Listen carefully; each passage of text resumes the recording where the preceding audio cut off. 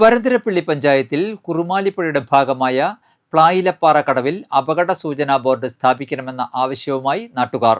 വിദ്യാർത്ഥികൾക്ക് നീന്തൽ പരിശീലനം നൽകാൻ പഞ്ചായത്തിലെ കുളങ്ങൾ നവീകരിച്ച് പ്രയോജനപ്പെടുത്തണമെന്നും ആവശ്യം. ഏതാനും ദിവസം മുൻപ് മുപ്ലിയം സ്വദേശിയായ 16-കാരൻ പ്ലായിലപ്പാറ കടവിൽ മുങ്ങി മരിച്ചത് നാടിനെ ദുഃഖത്തിലാഴ്ത്തിയിരുന്നു. ഈ സംഭവത്തോടെയാണ് കടവിൽ അപകട സൂചനാ ബോർഡ് സ്ഥാപിക്കണമെന്ന ആവശ്യം വീണ്ടും ശക്തമാകുന്നത്. വിജനമായ പ്രദേശത്ത് സ്ഥിതി ചെയ്യുന്ന കടവിൽ വിദ്യാർത്ഥികളടക്കം നിരവധി പേരാണ് കുളിക്കാനും നീന്താനുമായി എത്തുന്നത്. പുറമേക്ക് ശാന്തമായി കാണുന്ന കുറുമാലിപ്പുഴയുടെ ആഴവും ഒഴുക്കും തിരിച്ചറിയാത്തവരും നീന്തൽ അറിയാത്തവരുമാണ് അപകടത്തിൽപ്പെടുന്നത്. ഈ കടവ് പ്ലായിലപ്പാറ കടവ് എന്ന് പറയാ.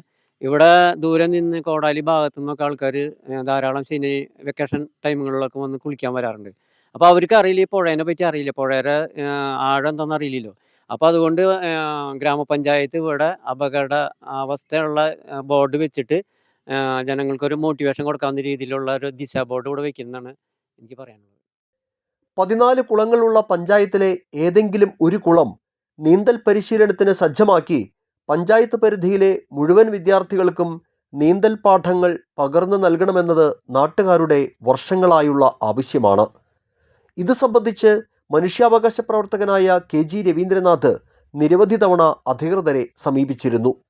വിഷയത്തിൽ ഇടപെട്ട മനുഷ്യാവകാശ കമ്മീഷൻ 2019 മെയ് 31 കുട്ടികൾക്ക് നീന്തൽ പരിശീലനം നൽകാൻ വേണ്ട നടപടികൾ സ്വീകരിക്കാൻ ഉത്തരവിടുകയും ചെയ്തിരുന്നതാണ്.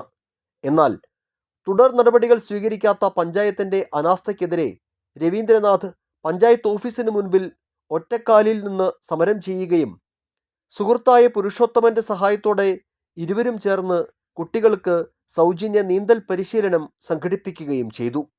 ഇത് സംബന്ധിച്ച് NCTV വാർത്ത നൽകിയിരുന്നു. ഇക്കാര്യത്തിൽ ഇപ്പോഴും പഞ്ചായത്തിന്റെ അനാസ്ഥ തുടരുകയാണ്. വെക്കേഷൻ കാലഘട്ടത്തിൽ നമ്മുടെ വരന്തരപ്പള്ളി പഞ്ചായത്തിൽ കുറുമാലിപ്പുഴയിൽ പിന്നെ അതുപോലെ തന്നെ വിവിധ ഭാഗങ്ങളിലായിട്ട് നിരവധി കുട്ടികൾ നീന്തൽ അറിയാണ്ട് മരണപ്പെട്ടിട്ടുണ്ട്. ഇതുമായി ബന്ധപ്പെട്ട് ഞാൻ ഈ വരന്തരപ്പള്ളി പഞ്ചായത്തിലെ കുട്ടികൾക്ക് നീന്തൽ പരിശീലനം കൊടുക്കണമെന്ന് ആവശ്യപ്പെട്ടുകൊണ്ട് ഞാൻ പഞ്ചായത്തിൽ നിരന്തരം അപേക്ഷകളും പരാതികളും കൊടുക്കാറുള്ളതാണ്. പക്ഷെ അവരത് മുഖവിലേക്കെടുത്തില്ല.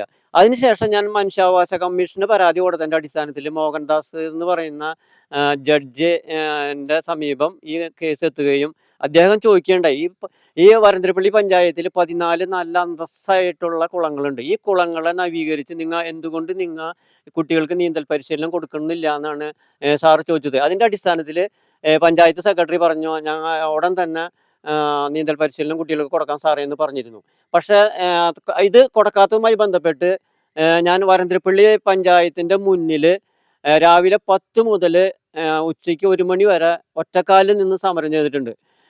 അതിൻ്റെ അടിസ്ഥാനത്തിൽ അന്ന് ഭരണസമിതി വരന്തരപ്പള്ളി പഞ്ചായത്ത് പ്രസിഡൻ്റായിരുന്ന ഓമന മാഡം അവർ വെണ്ടൂരുള്ള ഒരു സ്വകാര്യ വ്യക്തിയുടെ നീന്തൽ കുളത്തിൽ ഒരു കുട്ടിക്ക് 1100 രൂപ കൊടുത്തിട്ടാണ് അന്ന് നീന്തൽ പരിശീലനം സാധ്യമാക്കിയത്. അപ്പോൾ ഞാൻ പറയുന്നത് അതിനുശേഷം മാറി വന്ന പഞ്ചായത്ത് ഭരണസമിതി അവരും ഇതിന് മുഖം തിരിക്കുകയാണ് ചെയ്തത്.